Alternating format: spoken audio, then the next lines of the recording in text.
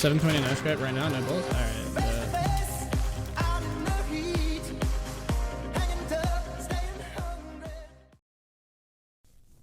Alright. Hi, I'm Ben. I'm 22 and I'm Australian. I go by the online handle of OCE_Bean. On some games I go by OCE Ben, or Ben OCE, or variations thereupon. I think we should just get into the questions. I hope you enjoyed that 1 minute video. Question number 1. What am I passionate about? Oh, gaming and esports, I'd say. I've worked for years in the esports industry, which obviously extends to the content industry, and it has always been one of my biggest passions.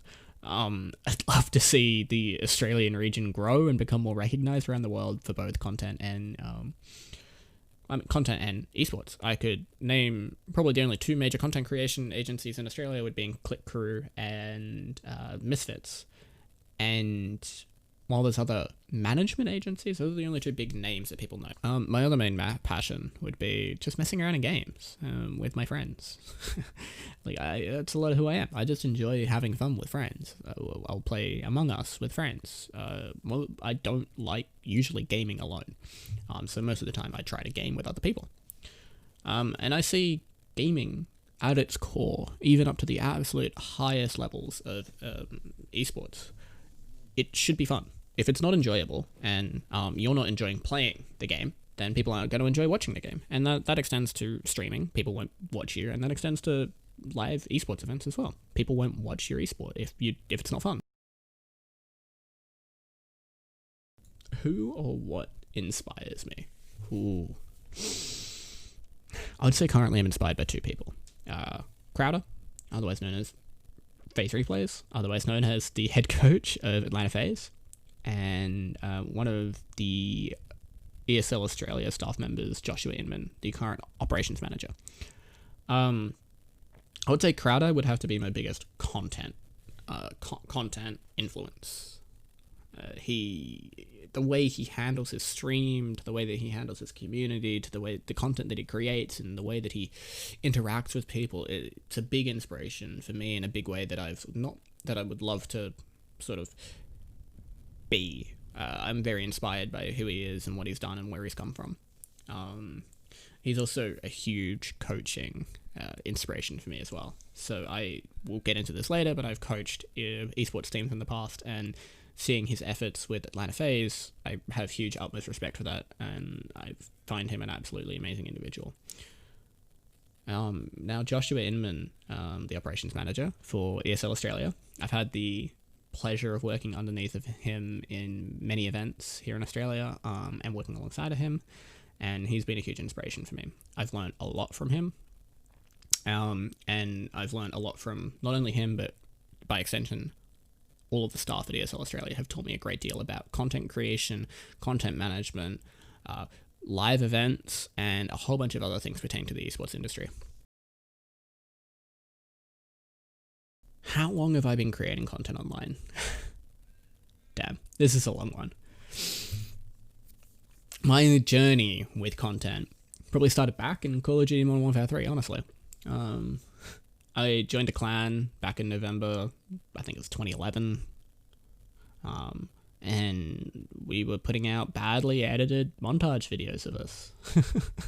We didn't know what we were doing. We were young teenagers, or teenagers. However, this did evolve into us becoming a competitive Call of Duty team. Now, mind you, we didn't really go that far for 2 reasons. One, it was Modern Warfare 3, and any diehard fans of COD will know a lot of people don't like Modern Warfare 3. Number 2, we're on PC. Again, anyone who's not even a diehard fan of COD should know no one cares about PC COD. It's getting there. I mean, the CDL has just moved to PC, but still, no one cares about PC COD. So it really didn't amount to a whole lot. Even though we had grinded and become #1 ranked in Australia, it didn't mean anything, unfortunately. So then I took a break for high school. I was like, don't have time. It didn't mean that I took a break from gaming or watching esports or learning about the industry. I just took a break from being directly involved in content creation. This changed in 2016, a year after I graduated high school. Overwatch came out. And that was a huge moment for me because I've been looking forward to this since it was teased in 2014. And I jumped on it immediately. I started playing. I started my own Overwatch team, which then evolved into me managing 4 teams. I was then coaching teams and all of that jazz. And I sort of moved from having my own teams into managing, coaching other people's teams. And that whole journey was amazing and fantastic and really showed me a lot of the inner workings of how esports works and how you coach, and so much. I learned so much in that period of time. And then I gave up on playing and gave up on coaching because it wasn't really, I don't think that was the direction that I was meant to take. Now, mind you, I can still do those things, but it's not my passion. I started an organization called OCE Overwatch. Me and 2 other people started it. And it was this community idea of a place for the Overwatch community to have a root in Australia. And this website and community base was initially designed as a recruitment platform and a discussion platform. However, we morphed it into whatever the community decided. So it went from being a recruitment platform and discussion platform into being a journalistic platform. And we were pumping out a bunch of journalistic content, videos, articles. We even managed to get hold of the power rankings and have the power rankings committee come over to our brand. And I was working directly guiding them to create the power rankings every fortnight, and pushing out that content as much as possible. And then we moved it away from journalism because we sat down, we decided this isn't the overall direction people wanted to head in. And we moved into event management, almost accidentally. Event management and streaming. So we ran a bunch of LAN events in Australia for Overwatch. We were the only people doing LAN events for Overwatch in Australia at this time, outside of maybe one other group. And we had people flying internationally for these events. And it was a huge experience for me. I'll never forget the nights after the tournaments, going out with everyone, hitting the bevs, having some fun, getting the beers. It's those experiences with people that I absolutely adore. And the way that I've always said it is, if you're enjoying your content, you're enjoying what you're doing, other people are going to enjoy watching what you're doing. So it's a good way to know that when you're enjoying what you're doing, you're making good content. And I knew that all the way through this whole process as well. And so I knew that we were making good tournaments. And people today, even in the Overwatch community, you ask any of the old guard of Overwatch professionals, hey, what did you think of those Overwatch LANs? They'd say, fuck, they were the best Overwatch LANs. Fast forward to now, I've had the pleasure of assisting on so many large-scale esports productions and content productions, from IAM Sydney to PAX Australia to Overwatch contenders to secret pre-releases of the new Call of Duty Culture Kings and so many more. And I've had so much learning from that experience that I've decided to then take all of those learning experiences and start streaming this year myself and start making my own content, because I was looking at it going, well, if I can produce content for other people, why can't I produce my own content? And I was like, yeah, what is stopping me? Nothing's stopping me. So I said, screw it, let's make it. Streaming for me is an interesting thing, because I personally don't care whether or not my viewership is 0 or if it's 1,000 or 10,000. I think that's a bad mentality to have, caring about viewership numbers. At the end of the day, I'm there to have fun and enjoy myself. Because if I'm enjoying myself, people will want to watch me more. And if I'm there worried about my viewership numbers, being like, oh, why should I stream? I only have 0 viewers. I'm not going to get any viewers anyway. Now, again, it's not to say that I'm not ambitious. I would love to see those numbers grow, but I wouldn't become obsessed with those numbers. And I'm not obsessed with those numbers right now either. I stream to not many viewers, and I'm perfectly comfortable with that. I enjoy what I'm doing, and that's all that matters. And if people enjoy watching that, then great. What are the talents that I'm most proud of? Whew. I've said it a lot in this video so far, but my huge background in esports.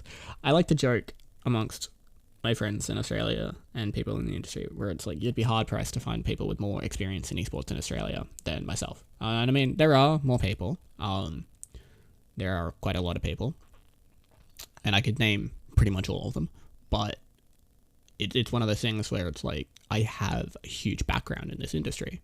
And I like to think that it's taught me a lot. And you might say, but Ben, that's a learned experience. That's not a talent. Getting to that point, if I'm at the risk of not being modest, it does require some level of talent. I mean, I was making events when no one else was. I was doing things when no one else was. It's like, well, what drove that? What drove that content? And I mean, if we look outside of the digital world, I'm proud of my volleyball skills. I'm proud of the fact that I can play piano. And I'm excited to share who I am as a person and all of my talents that I don't even think are talents with the world.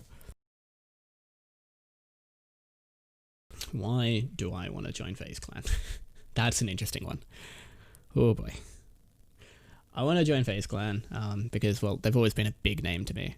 Back in Modern Warfare 3, I remember watching the FaZe montages from Modern Warfare 2 and all of these videos about FaZe and who they were, and watching them in multiple world championships of Call of Duty and just thinking, I wish I could be them. Like, we were making badly edited videos and doing PC COD that no one cared about. And we were like, damn, I wish we could be FaZe. Imagine that. We would have sponsors. We'd have good content. We'd have fans. We'd have a following. That's what was the dream.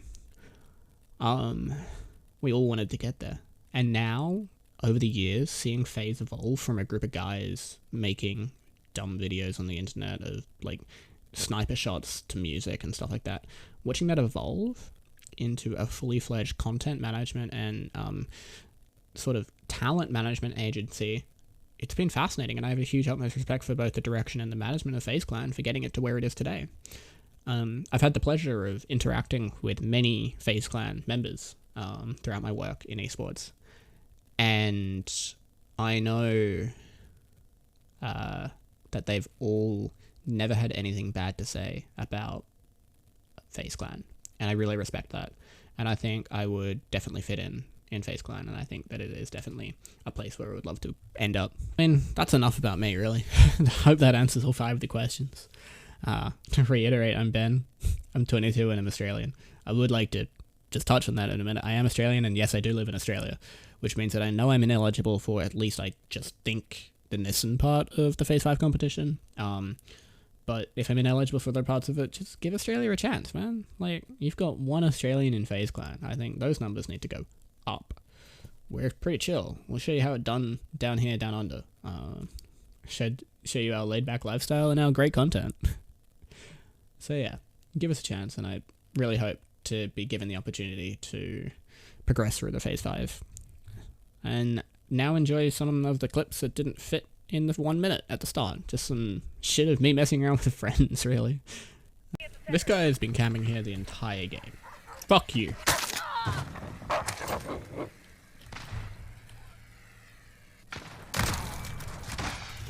Fuck you. She's flat. It's true. What do you name it? Low bussy. Okay, low bus here. Yep, right beneath you. I take AMR. Fuck yeah, let's go. I promise you, B is good. It's not. I can promise you that it's not. They're all going A, so haha. Got him. Clip that, Jade. It's an egg roll. You It's dumbass. literally an egg roll. It's an egg roll. Do you not have egg rolls there? No, Is that what we don't.